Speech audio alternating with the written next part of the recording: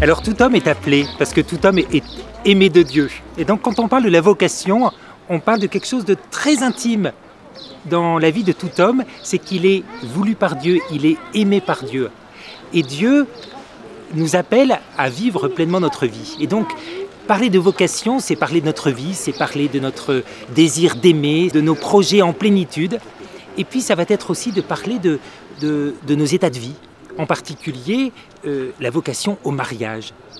Et le pape François aime beaucoup parler de la vocation au mariage en disant qu'il s'agit de mettre en valeur en particulier le don réciproque et le fait d'être générateur et éducateur de vie. Et puis quand on parle bien de cet appel à la sainteté, de cet appel à la vie, de cet appel aussi à partager la mission évangélisatrice de l'Église, alors on peut parler à sa juste place des missions spécifiques, des vocations spécifiques. En particulier, l'appel à la vie consacrée, au célibat consacré, et puis l'appel au sacerdoce. Le célibataire consacré, le religieux, la religieuse, est comme appelé à dire la joie de Dieu. Il est prophète d'une humanité nouvelle. Et puis le prêtre, il est l'instrument de la grâce et de la miséricorde de Dieu. Alors oui, dans l'Église, qui est d'abord une communauté évangélisatrice, il y a la place pour toutes les vocations dans leur diversité. C'est ce que nous essayons de vivre en particulier dans cette année synodale où nous mettons en relief et en valeur la dignité de chacune des vocations. Alors justement, dans l'Église, qui est une communauté évangélisatrice, c'est bien tout le peuple de Dieu qui évangélise.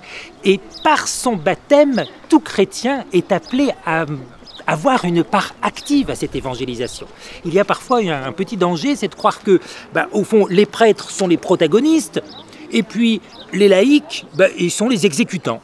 En fait, ça c'est une image fausse qui ne correspond ni au désir de Dieu, ni à la sève de l'Évangile. Non, dans l'Église, peuple de Dieu, chacun dans la diversité des ministères, des charismes et des vocations, à sa place et est nécessaire. Et donc il nous faut bien articuler ce travail et cette vocation de chacun.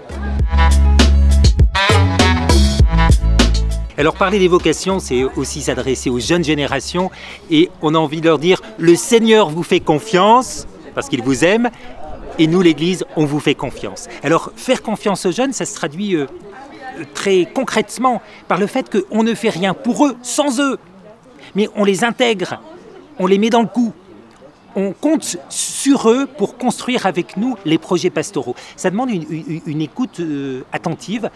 Le pape François parlait de l'apostolat de l'oreille. Et il avait demandé pardon à la fin du synode aux jeunes pour notre absence d'écoute. Très souvent, on avait voulu bourrer les jeunes de toutes nos connaissances, de toutes nos certitudes, et on avait oublié de les écouter. Eh bien, on peut demander ça comme grâce.